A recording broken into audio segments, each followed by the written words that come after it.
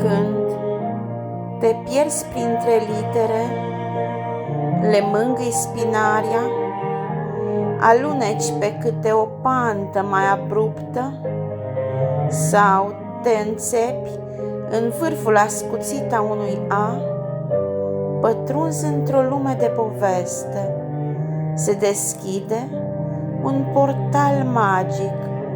Literele își dau mâna și încep să danseze în brâuri de cuvinte, împletind versuri, cântece și povești.